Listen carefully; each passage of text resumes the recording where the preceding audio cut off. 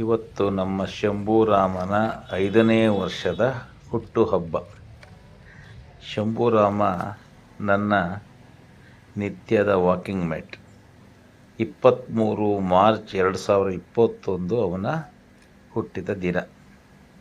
ಅವನು 29-30 ದಿವಸ ಇರಬೇಕಾದ್ರೆ ಅವನನ್ನು ನಾವು ಬೆಂಗಳೂರಿಂದ ನಮ್ಮ ಮನೆಗೆ ಕರ್ಕೊಂಡು ಬಂದಿದ್ವಿ. ತುಂಬ ಚಿಕ್ಕವನು, ತುಂಬ ಸಣ್ಣವನು, 1 ತಿಂಗಳ ಮರಿ. ಅಷ್ಟು ಬೇಗ ಯಾಕೆ ತೊಗೊಂಡು ಬಂದಿದ್ದಂದರೆ, ನಾವು ಸಾಕೋ ನಾಯಿಗಳನ್ನು ಅಷ್ಟು ಬೇಗ ತಂದರೆ ಮಾತ್ರ ಅವಕ್ಕೆ ನಾವು ಸರಿಯಾದ ಟ್ರೈನಿಂಗ್ ಕೊಡೋಕ್ಕೆ ಸಾಧ್ಯ ಇರುತ್ತೆ.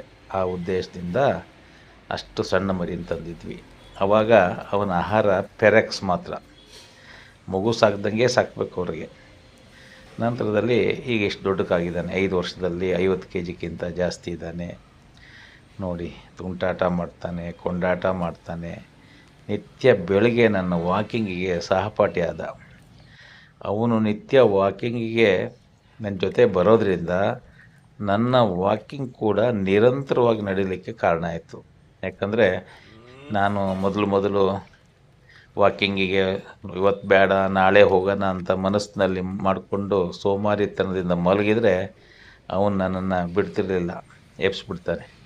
ಈಗಲೂ ಅಷ್ಟೇ, ಬೆಳಗ್ಗೆ 6 ಗಂಟೆಯಿಂದನೇ ಅವನು ಹೋಗೋಣ ಅಂತ ಗಡಿಬಿಡಿ ಮಾಡ್ತಾ ಇರ್ತಾನೆ.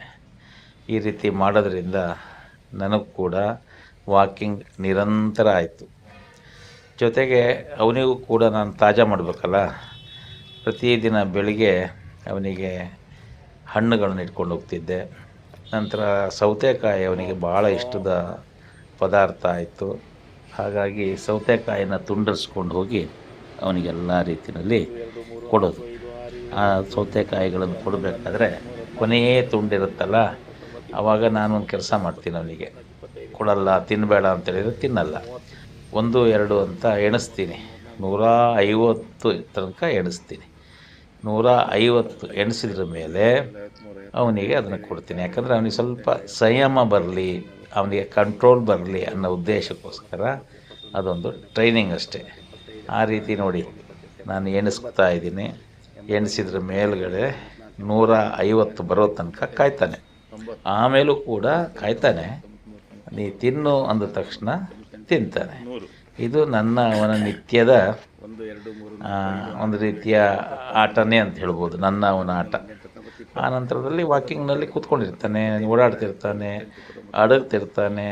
ಬೆಕ್ಕುಗಳು ಬಂದರೆ ಅವುಗಳ ಮೇಲೆ ನಿಗಾ ಇಡ್ತಾನೆ.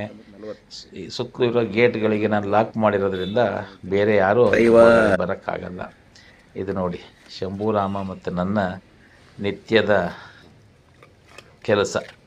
ಇವತ್ತು ಶಂಭೂರಾಮನಿಗೆ 5ನೇ ವರ್ಷದ ಹುಟ್ಟುಹಬ್ಬದ ಶುಭಾಶಯಗಳನ್ನು ಈ ರೀತಿ ಹೇಳ್ತಾ ನಮ್ಮ ವಾಕಿಂಗನ್ನು ಮುಂದುವರಿಸ್ತಾ ಇದ್ದೀನಿ.